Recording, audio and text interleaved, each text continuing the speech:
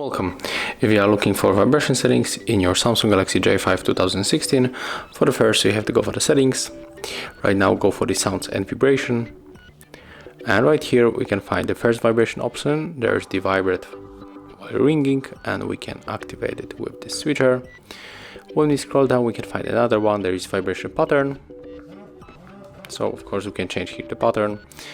And also it has to be the vibration on the touch, but I don't think it is not available in this model probably. So let's check here.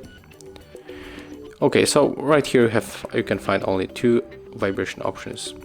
So that's it. Thank you guys for watching. Leave thumbs ups, comments and subscribe to our channel.